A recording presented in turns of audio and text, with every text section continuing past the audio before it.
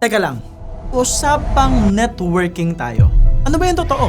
Scam ba? Marami ba talagang negative? Madali ba talaga siyang gawin?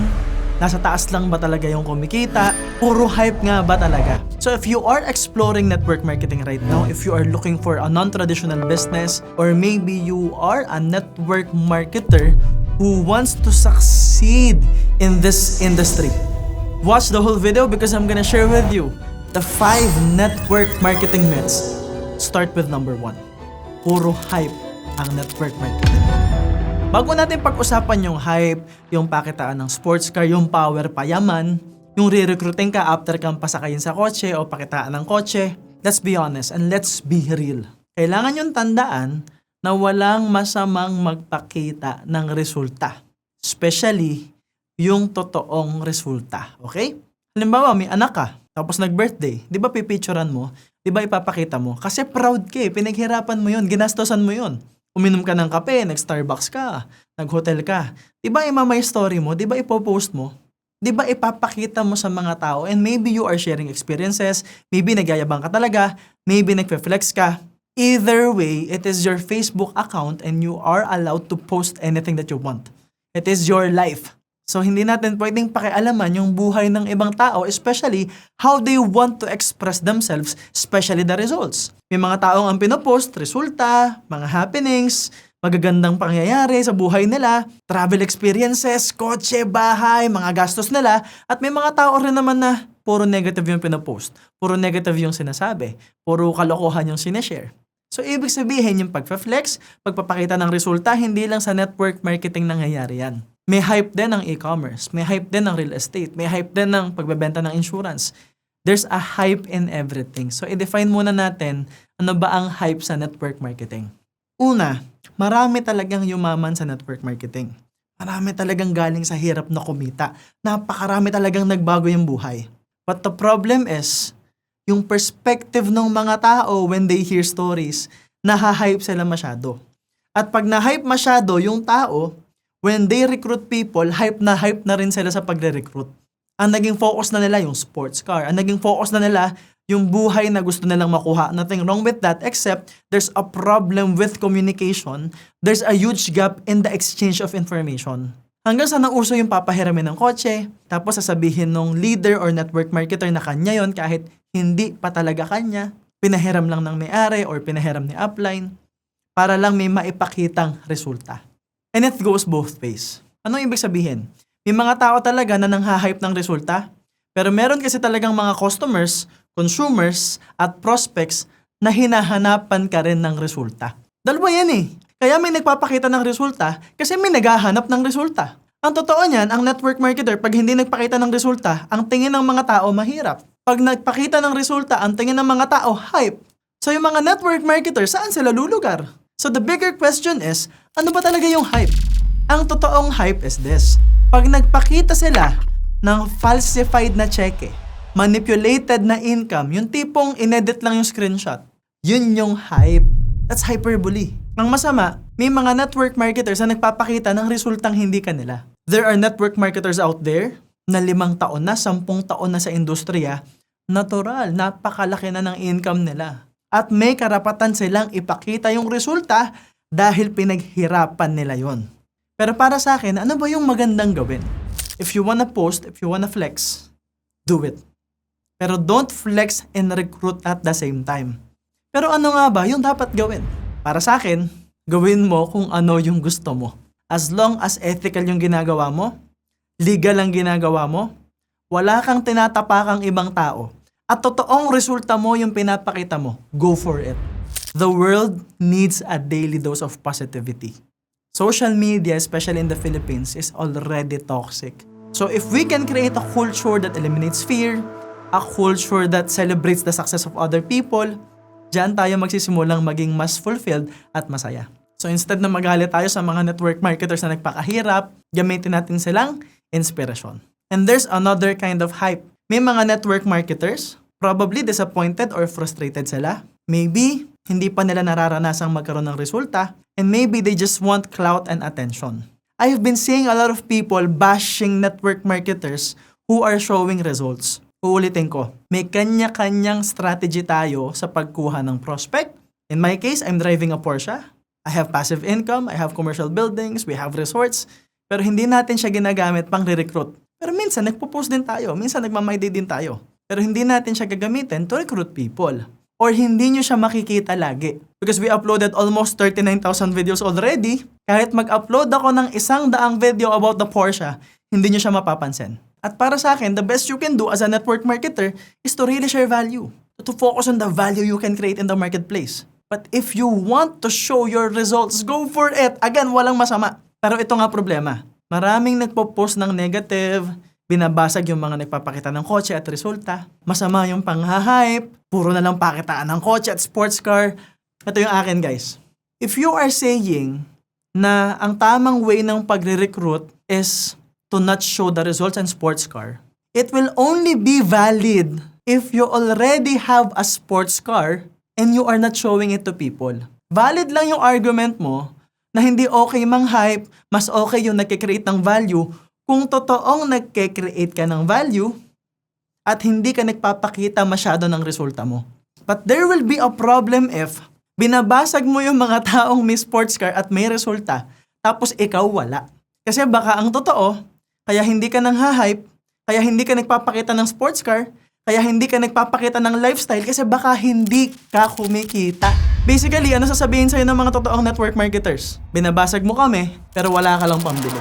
So if you're watching this video and you are a network marketer and you are against the hype, edi huwag kang mang-hype. Pag nagkaresulta ka, huwag mo ipakita. Pag na-achieve mo yung dream car mo, huwag mo ipakita. Edi huwag mo i-post. Or mag-post ka, konti lang. Piliin mong mag-share ng value. Pero ang akin, kung wala kang resulta, hindi mo pwedeng sabihin na masama yung ibang network marketers na nagpapakita ng resulta. Hindi natin alam na baka pag nakahawa ka na ng sports car, mas mayabang ka, mas malakas ka mang-hype. We don't know that yet. Malalaman lang natin yan kapag nagkaresulta ka na. Para sa akin, tayong mga network marketers, ang kalaban natin, kahirapan. Hindi natin kalaban ang isa't isa kahit nasa magkakaibang kumpanya tayo. Main reason why I have mentees from other companies as well. Main reason why I created the Success Blueprint course and the Success Blueprint community. And yes, soon, there will be a self-mastery community as well. So yes, ang hype, nasa lahat ng industriya. Hindi lang siya sa network marketing. Number 2, sure na yayaman ka sa network marketing. That's a myth. Kalokohan. Bull. Hindi sigurado ang pagyaman sa network marketing just like any other industry na hindi sure kung yayaman ka.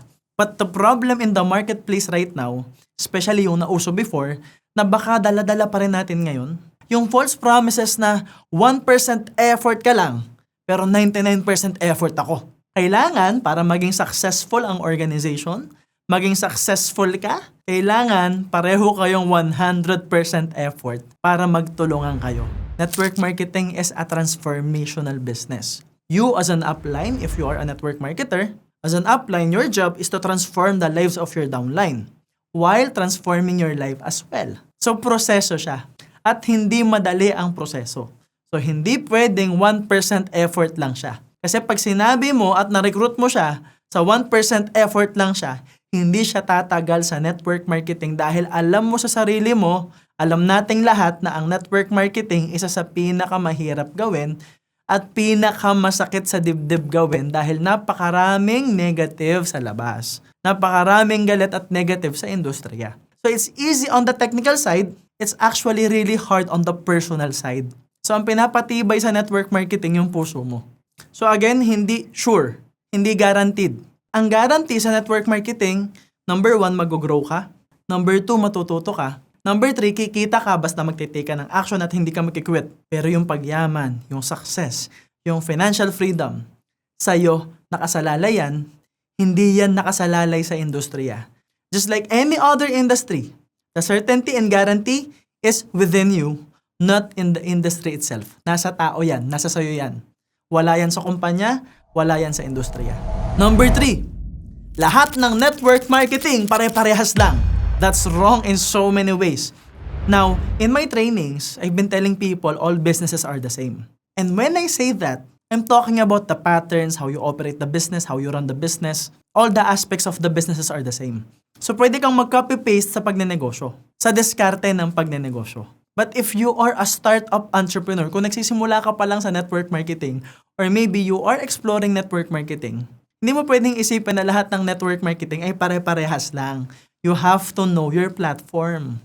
Kaya nga hindi magandang kinukumpara mo yung sarili mo at yung kumpanya mo sa ibang kumpanya. Kasi bawat kumpanya sa network marketing, may magkakaibang target market yan, may magkakaibang problemang sinusolusyonan yan, may magkakaibang strategy yan, at may magkakaibang kultura yan. May mga network marketing na nakafocus lang sa products, tapos wala silang binary. Ang focus nila is the points ng products, MLM, at direct selling lang sila. May mga network marketing na puro matured yung mga members kasi nga, ang focus nila is the products. May mga network marketing na ang culture nila para kang nasa church. Kasi yun ang tinuturo. May mga network marketing na nakafocus sa positions, meron din namang binary. Ngayon, nauuso na rin yung subscription-based na network marketing. You have to know your platform. So ano yung kailangan mong malaman? 1, know your company, know the platform, know where you are right now in your journey as a network marketer. So yung company mo na tayo, aligned ba yung values mo dun sa values ng company na sinalihan mo? Gusto mo ba yung products? Ikaw ba mismo ginagamit mo yung products? Kasi kung ikaw mismo hindi mo gusto yung products, hindi aligned yung core values mo sa values ng company sasalihan mo, huwag ka nang sumali. Hindi ka rin tatagal. Marami namang network marketing, pwede kang mag-explore. It's very important that you are in love with the product and the company. Ang mga network marketers, kaya yan yumayaman, hindi dahil magaling sila. Yumayaman sila ng sagad kasi loyal sila, committed sila, at mahal nila yung kumpanya. And because of that, natutunan nilang mahalin yung ginagawa nila. That is why minsan akala mo hinahype ka. Kasi may maririnig ka sa stage na speakers na hindi sobrang galing, hindi magaling magsalita, tapos parang hindi skilled, pero milyon ang kinikita. Kasi yung tao na yan, matyaga yan, committed yan, mahal niya ng ginagawa niya, at baka nararamdaman yan ng mga taong kausap nila. Kaya lumaki yung grupo niya at kumikita siya ng malaking pera. So you have to know the company. Tapos dapat alam mo yung platform. If your company involves paying again, kailangan magaling ka makisama. Kailangan marunong kang mag-build ng culture. It's all about building the team. Pag binary, you have to be focused on building the team. Paparamihin mo muna and then duplicate. Wide and then deep. Kung product-based naman, kailangan mo mag-focus sa prospecting at maghanap ng mga taong kayang tulungan ng produkto mo. And the best you can do is mix everything. Kasi may mga magagandang kumpanya, maganda products, maganda sistema, maganda culture, at magaling ang mga leaders. It's up to you to decide kanino at saan ka sasali. And you also have to know where you are. So imagine, you are starting as a baby entrepreneur. A baby network marketer. So ito yung hype na hype ka, baliw na baliw ka. Probably nabaliw ka sa products, sa sistema, sa growth, or sa sports cars. Either way, nakuha yung attention mo eh. Align siya sa gusto mong mangyari sa buhay mo. So let's just say nag-join ka. But you have to understand na kung nagsisimula ka pa lang, baka nasa hype level ka pa lang. Baka hindi mo pa naiintindihan yung realidad na teka sa network marketing, grabe rejection, grabe ang hirap, grabe dapat ang commitment mo. And as you grow from a baby entrepreneur to a teenager, nandyan na yung realization na kailangan mong kumita ng pera. And after the realization, let's just say natuto ka ng kumita ng pera. Break even ka na. Nakakakain ka na ng normal. Kaya mo nang i-handle yung sarili mo. It's time to focus on solving the problems of other people, especially solving the problems of your team. So nasa building process ka na. After mo mag-build, there's growth. And then nag-grow na yung organization mo habang nagbibuild ka ng tao at systems. Yan na yung tinatawag sa network marketing na duplication. But I call it multiplication. Kasi kung magaling kang leader, you don't just duplicate, you multiply. And there's a peak level. Yung tipong sagad na sagad at sobrang laki ng income mo. The challenge with the peak level is how to stay there and how to sustain your success. Because most people, hindi pa nakakarating dito, mayabang na. Hindi pa nakakarating dito, mataas na yung ego. So, pag yumabang ka kaagad at tumaas ang ego mo, babagsak yan sa atrophy level. Ibig sabihin, declining na yung income mo, declining na yung grupo mo, kasi nga, mataas yung ego mo. So your job is to go back here. To go back as a new member. Baby ka muna ulit. And then, para ma-realize mo ano yung mali mo. And then mag-build ka ulit ng team para madala mo yung sarili mo sa peak. That is why lagi kong sinasabi sa mga leaders, go back to the basics. You have to learn how to reset to 10x your business. Kasi pag hindi ka marunong mag-reset, hindi ka marunong bumaba, hindi mo mararamdaman at hindi mo maiintindihan ano ang nai-experience ngayon ng mga leaders mo. Paano ka magmumultiply kung wala kang real-world skills? Yes, I understand. Marami ngayong tools. But if you don't have real-world skills, wala kang experience, hindi makaka-relate sa iyo grupo mo, wala kang maituturong bago. So in network marketing, you have to have the humility to start over. Kasi ito problema. Di ba maraming nakikwit? Di ba maraming nagagalit sa networking? Di ba maraming negative? Kasi yung iba, teenager pa lang, nasa realization part pa lang, nag-atrophy na. Tumaas agad yung ego. Wala pang resulta, mataas na ego. So ano mangyayari? Mawawala ka talaga. So ibig sabihin, sa dulo, which is ayaw nating mangyari, is the RIP. Nasunog na sa network marketing. So our goal is to go back to the cycle. Stay here as much as we can, but if we can't, you have to reset. And actually, that's the best you can do to sustain your business, to sustain your team, to grow your team. Kasi pag marunong kang bumalik, meron movement, magkakaroon din ng mas maraming movement yung pera mo at yung team mo. Diyan lalaki yung grupo mo. Myth number 4. Napakadali ng network marketing. Sobrang dali lang ng network marketing. Lahat kaya. Sa totoo lang guys, sa lahat ng mahirap, network marketing yung pinakamadali. Okay? Pero mahirap pa rin siya. You have to understand the dynamics. Ang traditional business, mahirap siya pagdating sa bulsa. Mahirap siya pagdating sa technical side. Kasi you have to study everything, right? You have to have product development. You have to have operations. You have to know your accounting. You have to know your numbers. You have to know your cash flow. You have to pay taxes. You have to learn sales and marketing. You have to build systems, hire people, finance, napakadaming aasikasuhin. So ang traditional business, masakit sa bulsa at masakit sa utak. Technical siya. Pagdating sa network marketing, it is a low-cost, low-capital, high-income business. Ibig sabihin, maliit ang puhunan mo, maliit ang cost mo, maliit ang overhead mo, kasi kumpanya yung nagbabayad ng rent. Kumpanya yung nagpapa-payout.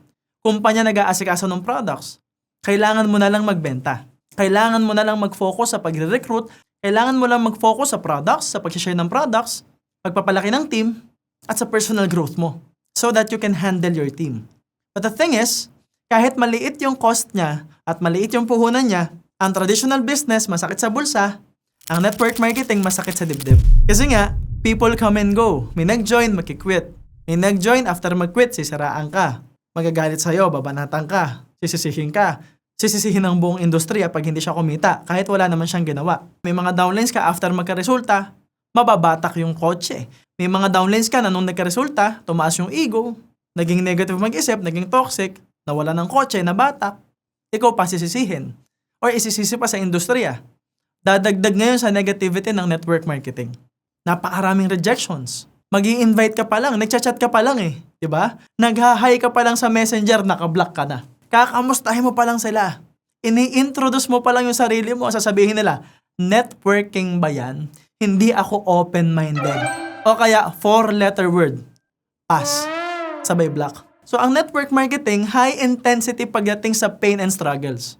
Low cost, high income, but extremely hard in your emotions. So, ang traditional business, pahabaan ng pise.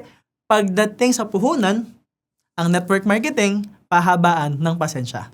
Kailangan magaling kang makisama sa mga tao. Number 5, ang network marketing daw ay puro training, wala namang resulta.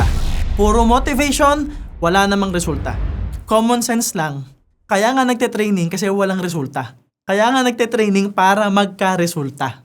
Number 2, sa training sa mga network marketings, tinuturo yung prinsipyo sa buhay.